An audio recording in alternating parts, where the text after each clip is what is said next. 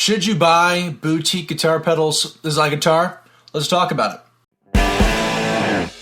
Guys, we're talking about boutique guitar pedals today, and I want to kind of explain what a boutique guitar pedal is and kind of whether or not you should be looking at boutique pedals for all of your guitar pedal needs, really. Now, growing up, I didn't have a lot of boutique guitar pedals. Boutique guitar pedals were few and far between when I was growing up in music, and boutique guitar pedals, kind of like avocados and churros and, goat's milk, they all kind of came up together and got into this whole market frenzy back in, the early 2010s to mid 2010s. And we've seen an explosion in the guitar market on the amount of gear you can buy. One of them being guitar pedals. For those asking, what is a boutique guitar pedal? Well, boutique guitar pedals are typically guitar pedals that are made by hand in small batches by a builder or two. Sometimes they can be smaller companies, but for the vast majority of the boutique market, individuals make the guitar pedals themselves.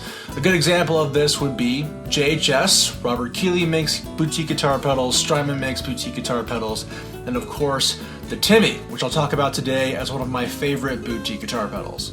Now, the cool thing about the Timmy, it's a transparent overdrive pedal, and transparent overdrive just simply means that when the guitar hits the insides of the pedal, none of the insides change the way the guitar's original tone sounds. Now, you do have a bunch of knobs that can shape the tone as you will, but unlike a tube screamer or other kind of overdrive, there is no inherent EQ bump inside of a transparent overdrive. Other transparent overdrives include the JHS Morning Glory and similar guitar pedals like the Tumnus by Wampler, among others. Now, the Timmy is extremely hard to find. Paul Cochran only makes a few of these Timmys every year, and he does sell them to retailers that take care of the selling for him. So I was able to get this for the original price of about $150, but you'll see a lot of these Timmys in all kinds of variations and colors going from upwards to $180 to over $200. Now, despite being insanely hard to find at a reasonable price, Paul Cochran did recently announce a partnership with MXR. MXR is not a boutique manufacturer. You know MXR. They make a lot of different pedals. I'm sure you're aware of the MXR Phase 90 as well as their Dynacomp compressors. But I can tell you, based on my latest issue of Premier Guitar Magazine and all the ads floating around the internet, that Paul Cochran did partner out to make the MXR Timmy. The smaller version of the Timmy, I can't tell you if it sounds any different than a Timmy V2, but I will say, if I know Paul Cochran, this Timmy's going to sound just like one of the other Timmys he's made in his shop. Now, what's that to say? That's to say that a lot of boutique guitar pedal makers got their start making pedals off of circuits they've known and loved. One of my favorite people to make guitar pedals is Mike Pereira of Analog Man. He got his start, he was actually at a Japanese software company, and he started making these Tube Screamer mods because the original 808s were so hard to find. So he'd take different kinds of Tube Screamer circuits, revert them back to their original 808 counterparts, and people really loved him for it. And in fact, he got so popular doing that, he decided to leave his entire business developing software just to make guitar pedals, which is how we get companies like Analog Man making other hard-to-find pedals like the Analog Man King of Tone. So let's really ask the question, is boutique necessarily better than a mass-marketed, mass-produced kind of pedal? You guys know I love Behringer. Behringer, they are a German company, but they source a lot of their materials from China and make a lot of their pedals in China. They make a really affordable pedal, the Vintage Tube Overdrive. It's one of my favorite guitar pedals of all time. It sounds just like a classic Tube Screamer. Now, I'm not a snob for Tube Screamer sounds, but I really love the way this pedal sounds. And for $35 plus sales tax, you cannot beat the solidity of a Behringer pedal. They are made of plastic, but you get what you pay for, and the tone is incredible. And I think, wow, instead of getting a pedal for over $200, why don't I get a pedal for, about $35. Now, the first thing with boutique pedals is, of course, they are more expensive. If you get into the boutique pedal market, you know that it is saturated and continues to be saturated with all kinds of pedals under the sun. Different pedals make different sounds, of course, as you know, but a lot of these boutique pedal makers get their start making overdrives. And overdrives are a dime a dozen. You can find an overdrive for any situation under the sun, countless different mods, different knobs to press and pull, and all the jazz in between.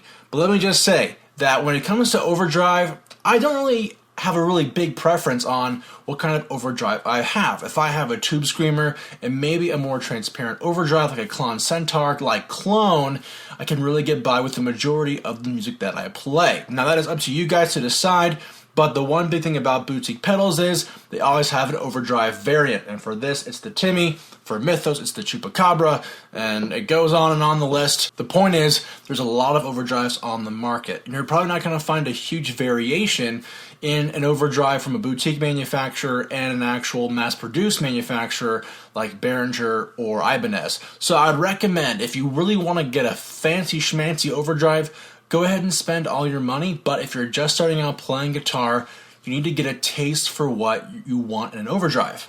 Guitar pedals are almost like fine wine.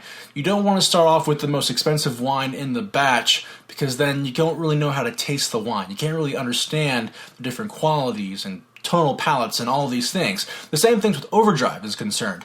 Just make sure when you buy an overdrive, you start off simple, and as you become more aware of your tone and more of your sound and more of what you want in your sound, then you adapt, buy bigger, buy better, and find that overdrive that's perfect for you. Now the other thing with overdrives, if you love to support a small town pedal builder, that's the place to go. If you're not a big fan of putting money into corporations, there's a reason why they got big, there's a reason why they have a lot of money, but a lot of these smaller builders are making these things by batch with the amount of TLC a lot of us really enjoy in finding in music gear. And of course, you know me, I've got on my wall a bunch of customized guitars to spec for me from different builders across the continent. There's something about having someone take really good care of every pedal that they make and every pedal they enjoy making, and that's why I really enjoy buying more boutique guitar pedals, because I know that coming from their shop they put a lot of care and a lot of research into what they do, and to me that's almost worth the money. I want to support that kind of innovation in the marketplace, and hopefully I can get a guitar pedal that I can care for just as much as they did. So now here are some cons on buying boutique versus mass-produced guitar pedals. First off, we already know they're going to be more expensive, honestly, in upwards of $100+ or more dollars. Things like the Timmy, things like Strymon, Analog Man, they're all going to retain their value and increase some. So if you're looking for a boutique guitar pedal, good luck finding one at a decent value. You might have to go on a hunt. And honestly, hunting is half the fun of buying a new guitar pedal. Just be aware that you may have to spend some cash. The other downside to buying a bunch of boutique pedals is that you kind of get lost in all the pedals you buy. Yes, boutique pedals have a purpose, but sometimes the marketing and the language and the design of the pedal kind of like isn't very concise or accurate, you know, because there's, like, for example, the market is saturated with overdrives. And you have language like, it's based off a tube screamer, but it's got a really cool, like, extra little bit of a mid boost, or it might have a certain mod that changes the clipping stage, and a lot of fancy marketing language designed to be like, oh man, that's the pedal that I really need. So it's really important when you're trying to find a decent boutique guitar pedal that you understand the fundamentals of the pedal style you're trying to find.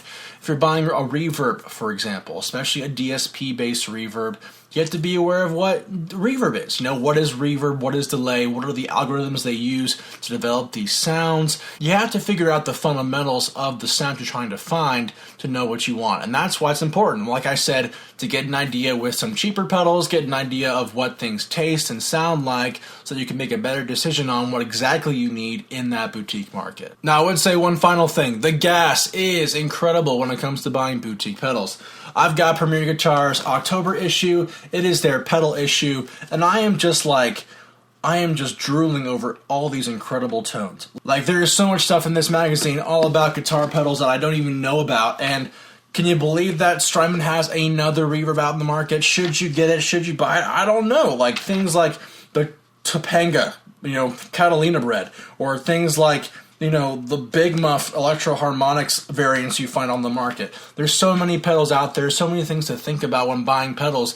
The gas is totally real. So, before you start buying a bunch of pedals, it would be contingent upon you as a player to really research what kind of sounds you really need so you can find the pedal that's great for you and not overspend your budget. The amount of money you spend on your pedal board does not make you a better guitar player. Can confirm, doesn't work. Now guys, thank you so much for watching this video. If you liked it, please consider subscribing. I make tons of videos all the time on all kinds of guitar stuff. If you like this video on boutique pedals, be sure to let me know in the comments below what boutique pedals are you guys using today. If you guys are using more standardized, mass-marketed pedals like Behringer, like Electro Harmonix, TC Electronic, you know who they are. Let me know down below in the comments what simple but sweet mass-marketed pedals you guys are using to shape your shapely tones. Guys, thank you so much for watching, and thanks for checking out this episode of IkeGuitar. Go buy a pedal, go enjoy it, go learn it, and hopefully build the pedal board of your dreams.